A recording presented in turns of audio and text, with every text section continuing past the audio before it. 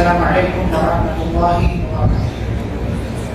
بسم اللہ الرحمن الرحیم، الحمد للہ رب العالمین، والصلاة والسلام علی رسولہ الامین نبینا محمد وعلی آلہ واصحابہ اجمعین ومن تبعهم بإحسان إلى يوم الدین، اما بعد۔ معزز حاضرین، میں آپ سے ایک سوال کروں کہ وہ کون سے صحابی ہیں جن کا تذکرہ اللہ رب العالمین نے قرآن مجید میں نام لے کر کے کیا؟ زید، کون زید؟ زید بن حارثہ۔ زید بن حارثہ، زید بن کے تو کام نہیں چلے۔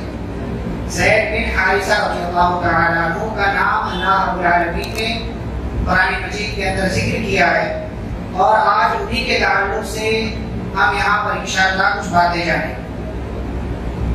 زید بن حارثہ رضی اللہ عنہ کا نام کیا ہے؟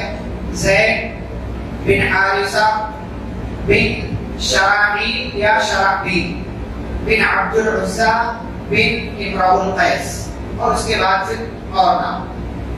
ان کے والد جو ہے حارثہ بن شرحبیل، اور ان کی ماں کا نام ہے سعدہ بنت ثعلبہ۔ یہ کہاں کے تھے؟ یہ دراصل شام کے علاقے کے تھے۔ خزاعہ نام کا ایک علاقہ ہے، وہیں یہ رہتے تھے اور وہیں پر یہ پیدا بھی ہوئے۔ کب پیدا ہوئے؟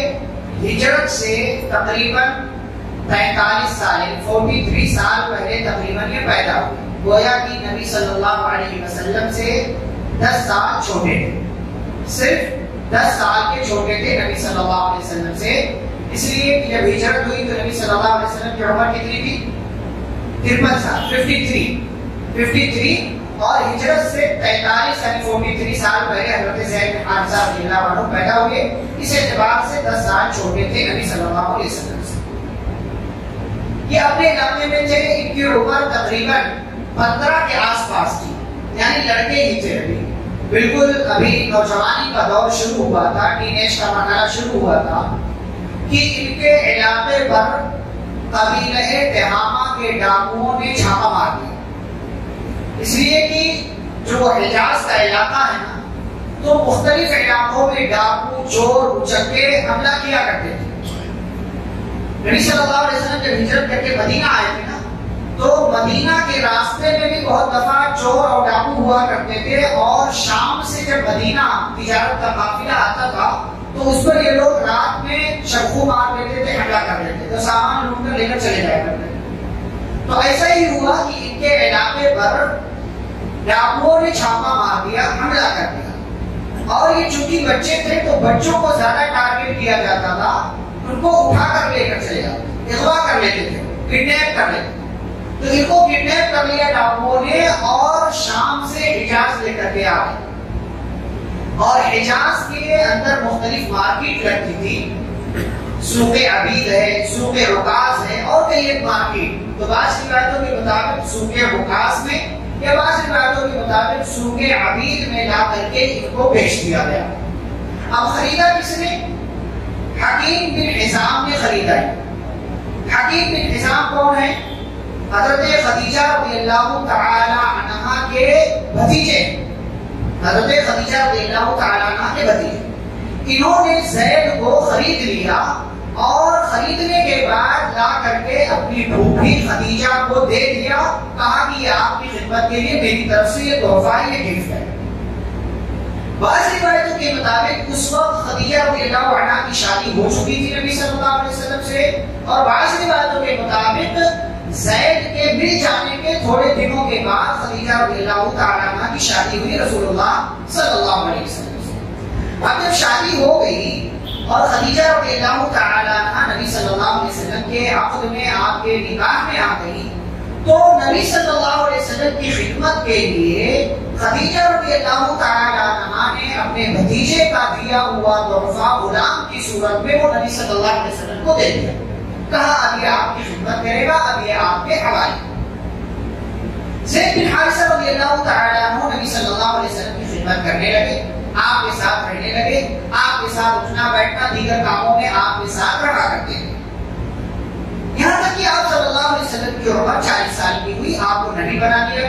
رسول بنا دیا. بلکہ اس سے پہلے ہی بعض روایتوں کے مطابق یہ آتا ہے کہ چونکہ حج وغیرہ عرب والے کیا کرتے تھے, حج کا سلسلہ پہلے بھی چالو تھا نبی صلی اللہ علیہ وسلم کے نبی بنائے جانے سے پہلے بھی. تو ان کے علاقے یعنی زید بن حارثہ رضی اللہ عنہ کے علاقے کے لوگ حج کرنے آئے ہوئے تھے مکہ میں. خانہ کعبہ میں پہنچے تو ان میں سے کچھ قبیلے والوں کی نظر پڑی زید پر. اب 15 سال کے تھے اس وقت جب بچھڑ گئے تھے اپنے علاقے کے لوگوں سے, اپنے گھر والوں سے. اب عمر بڑی ہو چکی تھی تو قبیلے والوں کو پہچاننے میں تھوڑی دشواری ہوئی, نظر پڑی. لیکن بہرحال انہوں نے پہچان لیا اور ان کو یہ لگا کہ یہ ہمارے علاقے کا ہی بچہ ہے اور یہ حارثہ کا بیٹا. گئے اپنے علاقے میں جب لوگ واپس گئے تو زید رضی اللہ عنہ کے والد حارثہ کو اور خاندان کے لوگوں کو بتایا کہ آپ کا بیٹا جو غائب ہو گیا تھا اور ڈاکوؤں نے ان کو اٹھا لیا تھا, لے کر چلے گئے تھے وہ مکہ میں, چنانچہ جائیے آپ لوگ اس کو لے کر کے آئیے. اب زید رضی اللہ عنہ کے والد حارثہ اور ان کے چچا کعب یہ دونوں مکہ آئے اور مکہ آ کر کے پتہ کیا تو پتہ چلا کہ فلاں گھر میں ہمارا بیٹا رہتا. اب یہ لوگ نبی صلی اللہ علیہ وسلم کے پاس آئے, مجلس ہوئی, محفل جمی, کیا معاملہ ہے سب کچھ سنا گیا, دیکھا گیا. تو نبی صلی اللہ علیہ وسلم نے زید کو آپشن دے دیا, کہا زید دیکھو یہ تمہارے والد ہیں, یہ تمہارے چچا ہیں, تم ان کے ساتھ جانا چاہو میری طرف سے تم آزاد ہو, جا سکتے ہو, کیونکہ اس سے پہلے نبی صلی اللہ علیہ وسلم کو آزاد کر چکے, غلام بن کر کے آئے تھے لیکن آزاد کر دیا تھا آپ صلی اللہ علیہ وسلم نے, لیکن پھر بھی خدمت میں لگے رہتے تھے آپ صلی اللہ علیہ وسلم کے پاس, آپ کو چھوڑ کر کے نہیں گئے. تو کہا دیکھو آج تمہارے پاس موقع ہے, اختیار ہے, آپشن ہے, چاہو تو اپنے باپ اور چچا کے ساتھ اپنے گھر والوں کے پاس چلے جاؤ, اپنے خاندان والوں کے پاس چلے جاؤ, یا چاہو تو میرے پاس رہو. دونوں آپشن تمہارے پاس ہے, میری طرف سے کوئی پریشر نہیں, کسی طرح کی کوئی زبردستی نہیں. باپ نے بھی کہا, چچا نے بھی کہا کہ بیٹا ہمارے ساتھ ہمارے گھر میں چلو, گھر والے انتظار کر رہے ہیں. زید رضی اللہ تعالی عنہ نے اس وقت جو جملہ کہا, فرمایا انی قد رأیت من هذا الرجل انی قد رأیت من هذا الرجل شیئا ما انا بالذی اختار علیہ احدا ابدا.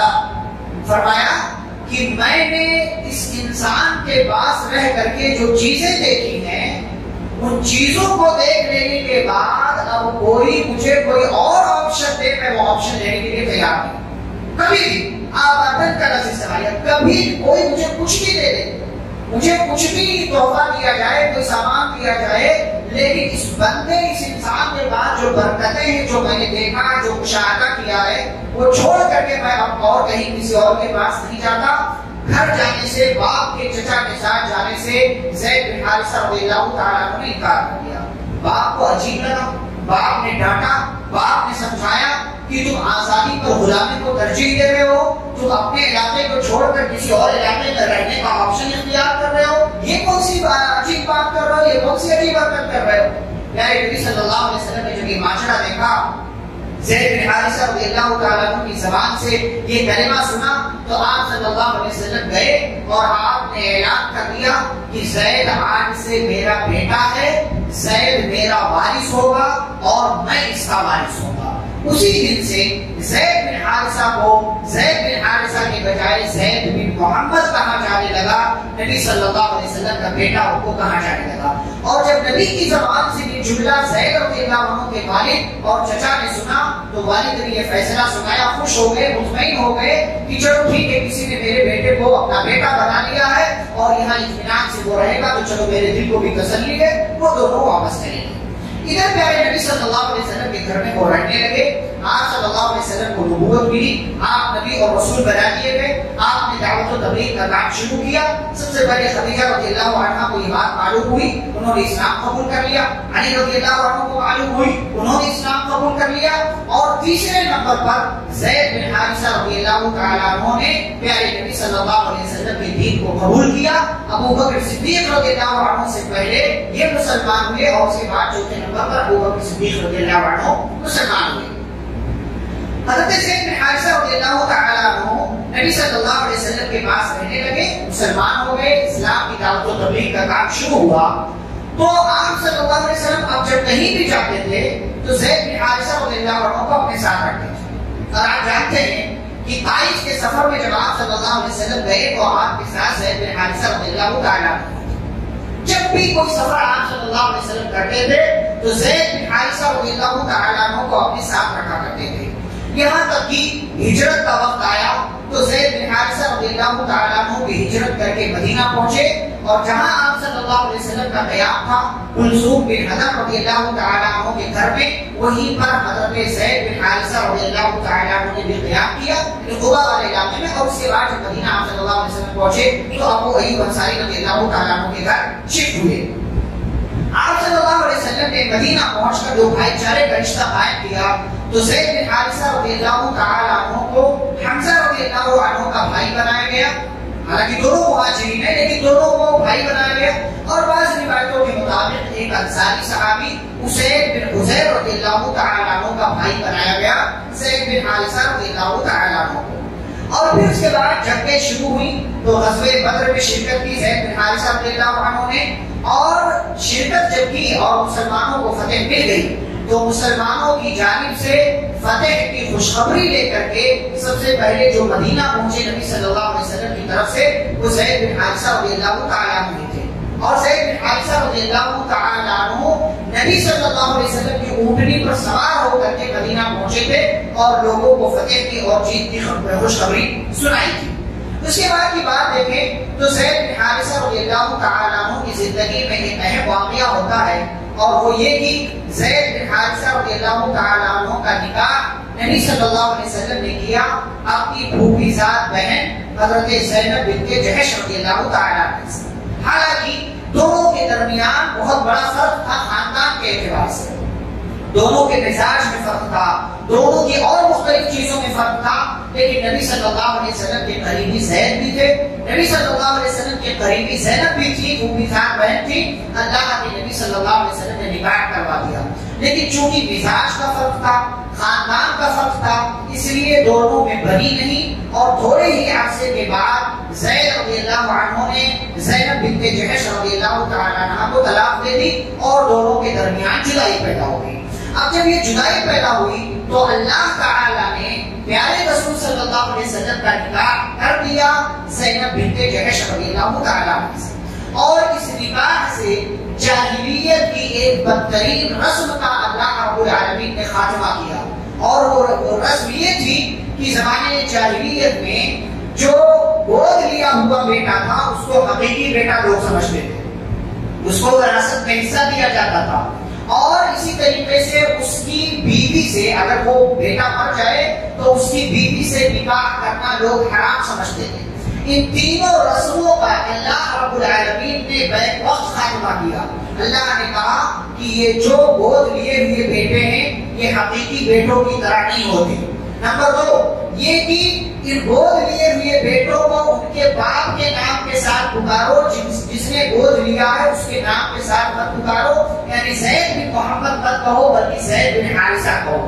اسی طریقے سے تیسری چیز کہ گود لیا ہوا بیٹا یہ وارث نہیں بنے گا حقیقی بیٹے کی طرح. اور چوتھی رسم کا جو اللہ نے خاتمہ کیا کہ گود لیے ہوئے بیٹے کی بیوی سے نکاح نہیں کر سکتے اس کے انتقال کے بعد، تو اللہ نے زینب بنت جحش رضی اللہ تعالیٰ عنہ سے نبی صلی اللہ علیہ وسلم کا نکاح کر کے یہ میسج دیا کہ یہ بات صحیح نہیں ہے. اور جب نکاح ہو گیا حالانکہ نبی صلی اللہ علیہ وسلم سماج کے لوگوں کو دیکھ کر تھوڑا ڈر رہے تھے کہ لوگ کیا کہیں گے کہ زید کی بیوی سے انہوں نے نکاح کر لیا، اپنے ہی بیٹے کی بیوی سے نکاح کر لیا. اللہ نے کہا اللہ حق و تخشا، آپ کو لوگوں سے نہیں ڈرنا چاہیے تھا بلکہ اللہ سے ڈرنا چاہیے تھا. اور یہودیوں نے اعتراض کیا کہ یہ کیسا نبی ہے کہ اپنے ہی بیٹے کی بیوی سے اس نے نکاح کر لیا. تو اللہ نے آیت نازل کی ما کان محمد ابا احد من رجالکم، کہ محمد صلی اللہ علیہ وسلم تم میں سے کسی بھی مرد کے باپ نہیں ہے، یعنی ان کا کوئی بیٹا نہیں ہے. تو زید بھی ان کے بیٹے نہیں ہے، اور جب بیٹے نہیں ہے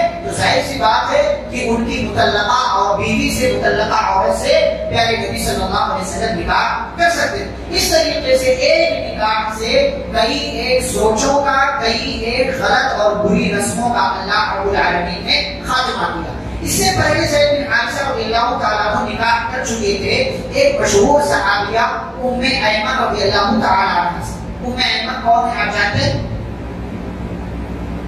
ام ایمن کون ہے؟ کسی کو نہیں آتا؟ جی